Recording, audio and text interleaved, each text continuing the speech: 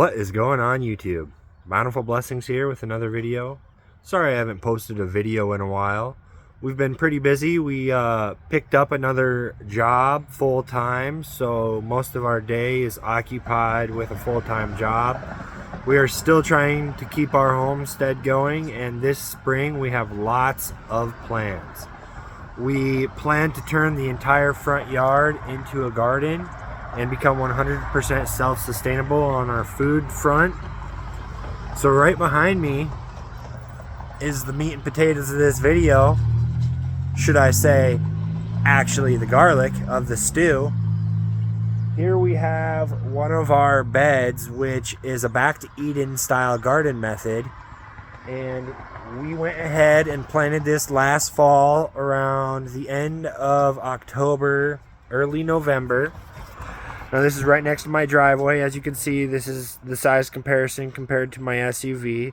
This is not taking up very much space at all. This is just a 2-foot wide garden bed by 25 feet long. That's just how long I have until the sidewalk there. I went ahead and I put down 6 inches of wood chip on most of this entire area. I still have yet to wood chip this area back here. And then on top of the wood chip, I went ahead and I put in about 6 inches of compost. And then I went ahead and I planted 500 bulbs of garlic in this area right here. Now we're going to go ahead and peel off some of this hay that we had on the garlic to protect it from the snowfall and the frost temperatures early in the spring. And we are going to show you what our garlic looks like here in South Dakota. So we have these stakes separating different garlic varieties. We bought most of them at the farmer's market, and then we did buy one online.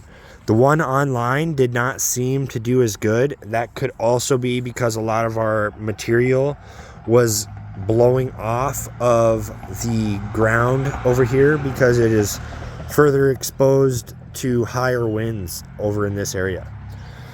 So in this side over here, we have our jumbo musics.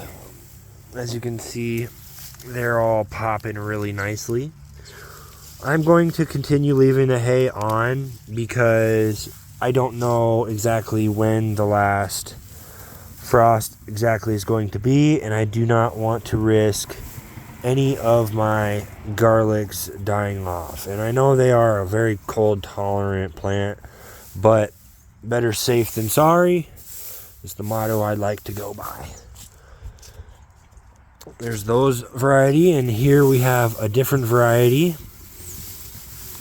As you can see, they're doing well as well. We came out about, we're going to say 3 inches, maybe 3 to 4 inches so far. We did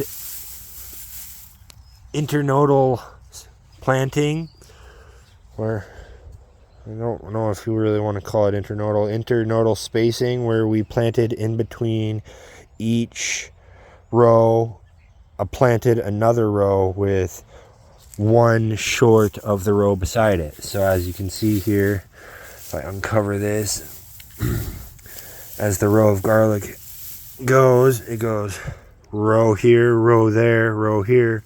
I planted these 2 rows first, and then I went ahead and planted one in the middle, similar to a domino. And then we continue down the line. I'm not sure of what these varieties are. Like I said, I just picked them up at my local farmer's market. I had tried what they're going to become, and they were very, very good. These are all hard neck varieties. I did not plant any soft neck varieties. I did understand that the soft necks are going to be a little less cold tolerant, and our winters can get to negative 30 degrees for a good portion of the season. Now here we have the garlic that I bought online, and you can see that a lot of these actually did die off and rot away, and some of them did stay. And the reason I think for this is because this variety here particularly is not adapt to this environment. This is a a variety that has been cultivated and grown down in Missouri. So the environment down there is a little warmer and a little bit more forgiving. So the first round of the plants here, I do have some takers that did keep, and I'll just probably try to keep all these and replant these cloves next year and hope for a more cold tolerant variety of the Vietnamese purple is what these are. As to where these all came from the farmer's market, so they are adept and used to this climate, and they are very vigorous and ready to live in the conditions that South Dakota provides for them. So there's my garlic bed, everybody on YouTube. I really appreciate you guys tuning in if you guys made it this far into the video. Be sure to stay tuned. This bed of garlic should be ready to harvest around the 4th of July. We should be getting around 300 cloves or bulbs of garlic, I would hope.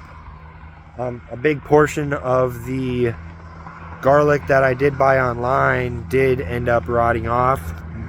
So there's never really 100% yield in the farming industry. You have to account for some sorts of losses, be that pests or temperature, weather, unforeseeable circumstances due to droughts, and over rainy seasons can even cause a lot of crops to go bad or burst, such as tomatoes. If tomatoes get overwatered, they can end up cracking, and a lot of people don't want cracked, broken, ugly tomatoes. So just keep that in mind when you're growing outside.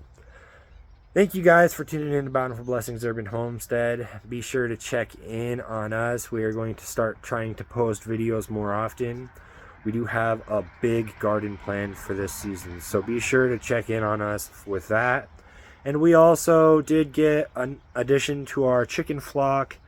We ended up getting 11 more chickens because we sold some of our eldest to a buddy, and we ended up replenishing our flock, and I will go over that in another video. So if you guys want to go ahead and sort through our channel and try to find that video, that'd be awesome. I'll try to leave a link in the description below.